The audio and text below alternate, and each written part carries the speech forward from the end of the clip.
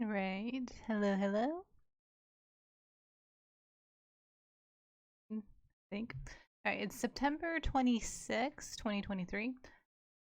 Yesterday, I had my MRI to see the status of how my brain scans were looking after the one dose of Lomustine. And unfortunately, it didn't look good. It did progress a bit, not a huge amount, but it was progressing. So, my doctor has decided that I need to start Avastin every 2 weeks along with Lomustine. And that's the last thing I wanted technically, but you know what? We're gonna have to go with it. I'm a little bummed out about it, but I am better about it than I thought I would be because of the fact that I expected it. Because every morning I do wake up with headaches, so I knew I wasn't getting better, no matter how much I was trying with turmeric and keto.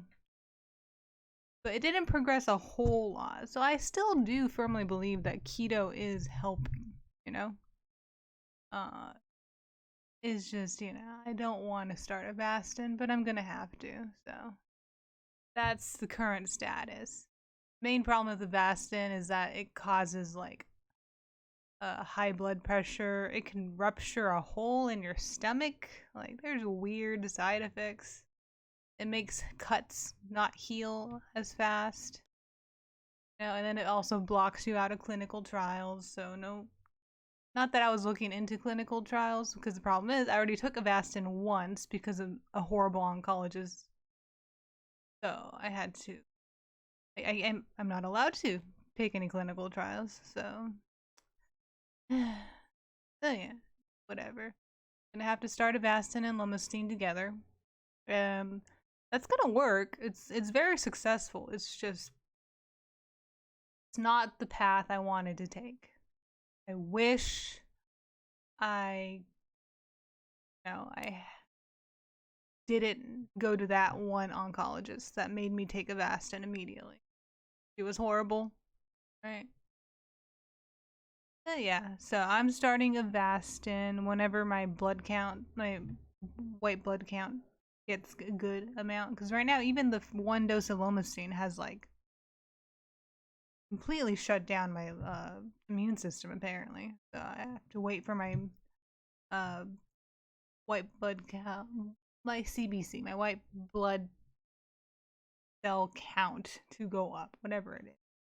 Yeah, so that. And I still wake up with a headache every morning, but I drink a cup of coffee. And honestly, it's pretty manageable. So the headaches are very manageable. Not fun, but it's manageable. Um, I did order a walker off of Amazon, one that is really nice. It has a front part that lets you sit and also like a backpack so that if I go on a walk or something, I can just sit and relax. I want to start walking a little bit. I need to move around more. Because overall, I feel like I am in an okay situation. I mean, yes, everything could be better, but um, you know, I'm able to walk up and down stairs. I'm able to take a shower without getting tired of standing. I'm able to go to the bathroom. I'm able to be by myself. And that's the thing is that I've been on forums of other people with glioblastomas. And the main thing is that eventually you're gonna lose your independence. You know, going to the bathroom is gonna be something most people lose, and I think the idea of that scares me. So every time I go to the bathroom, I am so thankful that I am physically capable of standing up, going to the bathroom, taking a shit, and then flushing it, and then leaving. The fact that I am able to do that right now means I'm okay. There's a lot of people with glioblastoma that can't do that, and uh, usually those people can't even be on the online forums to talk about it. It's their family members that are posting about it, and usually they're complaining that, their life is so hard because their daughter's angry. And I'm like, yeah, to understand how frustrated she is that she can't take a shit on her own. Like, you know? Like, I feel for that girl. Like, yeah, it's tough for the family members that have to deal with it, but can you imagine how frustrating that is? That, and the thing is, the chemo uh, treatment usually makes you slightly constipated, so like, you'll take all this energy to go to the bathroom, and then you can't shake a shit. Like, you can't even manage it because no matter how hard you try, your body's incapable of that level of frustration. I want family members to understand, like, your like the person with the cancer is struggling so much more mentally and emotionally than you are. Yeah, you have to waste your time of your life taking care of this person, but they don't want to be taken care of technically, They wish they can do it on their own. And that loss of independence is what scares me so much. And that's why I want to continue doing my best. I think keto is helping. I strongly still believe that keto is preventing my cancer from progressing too fast, because I have had cancer for 3 years now, technically. And the scan, if you, I don't have I can't show a picture of it because I don't have it. I have the disc, but I don't have a CD reader. So it's just foggy on the scan. There's not like a solid mass or anything, you know? It's just that my whole brain gets this like fogginess all over. So I feel like it would be worse. Like if I had a solid mass in my brain, I think that's a completely different problem. But so far, none of my scans have shown like a very big solid mass. I think this last one that I just got yesterday had like speckles. That one I need to be concerned about a bit. I did order more CBD from a company called Cornbread CBD. Not sponsored. Uh, but they have pretty cheap CBD. It's like $40 for like a bottle, which is cheaper than most places because like this one that I have from like a local place, it's like $80 for this. 80 to $40 for this, right? But this one that I get from Cornbread is $40. Um, and the difference with cornbread is that they don't use the whole plant. They just get the CBD from the flower, which makes sense to me because when you smoke weed, I don't know if you've smoked weed, but you don't smoke the whole plant. You pick out the seeds and stems, okay? It's like it's in the song. Okay? So you only smoke the flower. Right? So for CBD that's made from just the flower, it might work better, but who knows? We're gonna try it out. That's gonna be a test, right? Overall, I am okay. Motor reflexes could be better.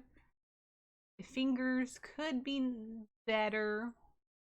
That's just something I need to really work on. Though actually, for once, she hasn't suggested this entire time, but my oncologist or my neurologist actually asked me if I want to do physical therapy. I was like, kind of late to ask. It's like phone. I think she should have asked sooner about that because, uh, from what I've researched with neuropathy, it's like if you're gonna do physical therapy, you should do it as soon as possible so that your brain, recovers and remembers it. But like, yeah, she wants to get me started on possible physical therapy if I'm interested. I was like, I've been interested. What do you mean? I've been telling you I've been doing it on my own. But yeah. And then she was suggesting maybe getting me a boot so that I don't drag my foot. And I'm like, yeah, that'd be nice too. So yeah, I'm gonna have a walker and maybe a boot, maybe do physical therapy. We'll see. My nose is like dripping right. Why? Okay.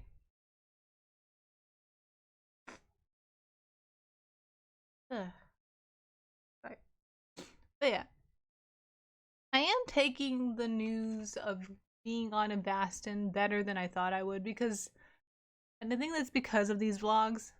Um, because I think last month or last appointment when my doctor suggested I might have to start using Avastin, I had kind of an emotional breakdown where I needed my boyfriend to hug me, and let me cry. I got really emotional, and I'm good now. I'm not emotional. It's just remembering being emotional is getting me emotional. But no, I think I'll be okay about it. Mainly because I'm just okay with it. I think these are the steps I need to take, and I am gonna accept it. I fully understand the consequences of taking Avastin and Lomustine. Lomustine is terrible. That's the thing. Avastin itself isn't bad. There's like not that bad, but Lomustine, it it feels awful. It is the worst thing I've ever felt. So that's gonna be pretty exhausting. But we'll start that whenever my blood counts look good. Um, I'll keep y'all updated on that. How that's working for. Hopefully, I can start walking around once I get my walker. I want to take outdoor walks, and then I don't know. I am continuing with keto. I'm gonna up my nutritional side of it.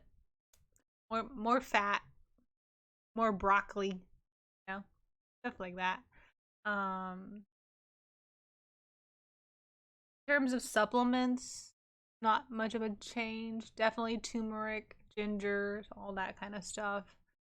Might start taking more garlic because I had someone in the comments saying garlic's good too. Yeah, I should. I'm just gonna try everything as I've been doing, because there's no harm in just trying everything. Only thing would be harm would be grapefruit. Grapefruit's supposed to be good for you, but it does interact with medicine in a bad way. So do your research on grapefruit before you take grapefruit. I'm doing pomegranate extract and green tea extract, right? I don't know if those are helping at all. Honestly, I don't think it is. I think I should just eat actual pomegranates. Drink a lot of green tea. Yeah. Basically, the update is things are eh. My MRI didn't look the worst, but it didn't look awesome. No. I think I'm happy with my current situation. I'm also working on possibly selling my car because the battery died and I don't need it and it's in the way. So that's something I'm working on.